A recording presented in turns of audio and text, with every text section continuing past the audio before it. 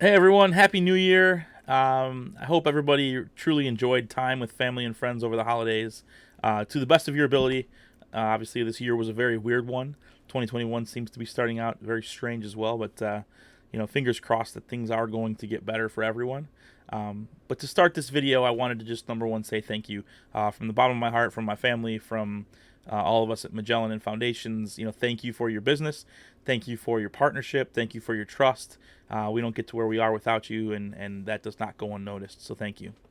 That being said, now though, it is the start to a new year, and it is time to start goal planning for the new year. I'm sure a lot of you have sat down and started to think about what this looks like for you in a year following, one of the craziest marketing and business years we've had in a long time. One of the biggest problems that I encounter during this process with most advisors is that many of them have not had a good process for setting goals or don't really know where to start when it comes to doing that, which makes it incredibly difficult for us to create a business plan, moving forward because we don't really have any clarity on what the target is that we're trying to hit. So in this video this week, I want to talk about how I have set my goals, how I've helped other advisors set theirs, and truly try to get down and set a foundation for what is going to be your best 2021. So to get started, let's talk about the two biggest mistakes that I see advisors make when setting their goals. Number one is setting your goals too small. If you set your goals too small, they're not going to provide you with the drive necessary to achieve the targets that you're trying to hit for the year.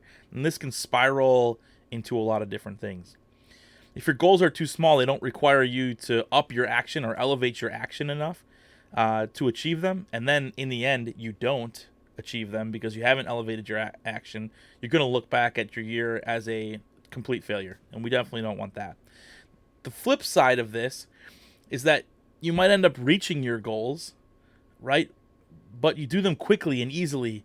And all of a sudden, now you look back on a year where you say to yourself, wow, I probably had more in the tank. My potential was greater than I think that I put out, and my goals were too small. And you're going to think that you kind of missed out on an opportunity.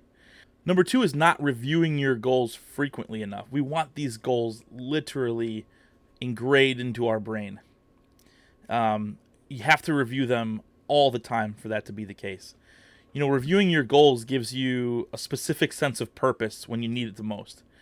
For example, if you lose a sale or have a bad marketing event or anything like that, it'll be nice to go back and review those goals and kind of remotivate yourself as to what those targets are and get yourself going again.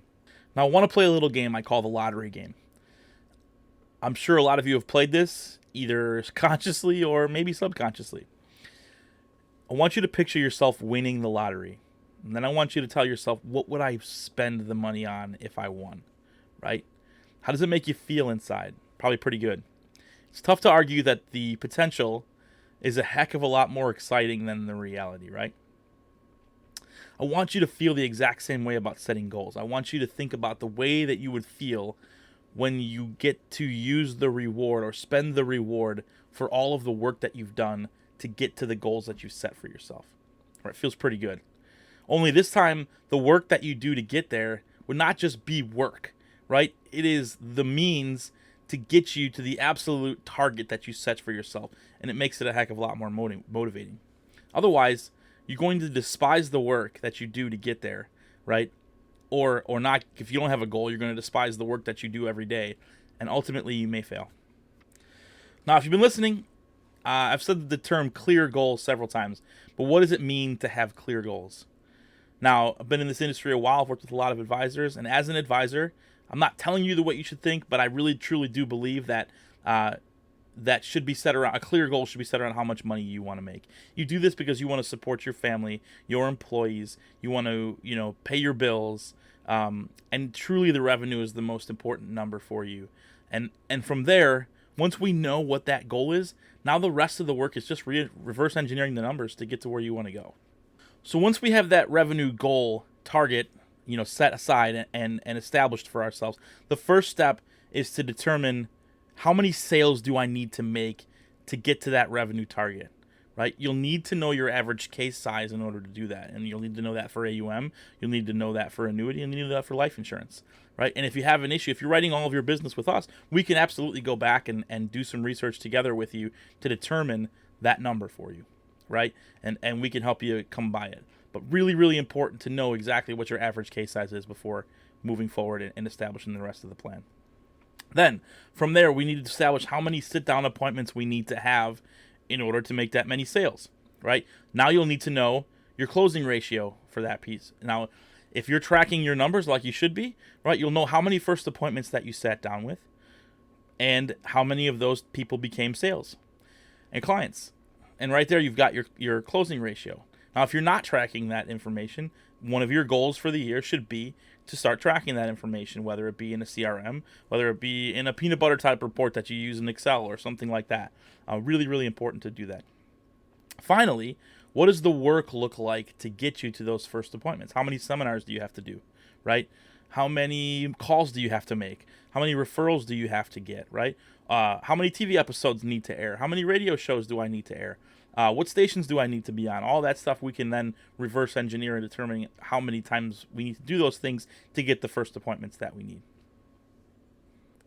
Now, the final piece to this whole puzzle, and I think it's probably the hardest for most advisors, we need to actually set ourselves up for success by internalizing where we find deficiencies in our practice, right?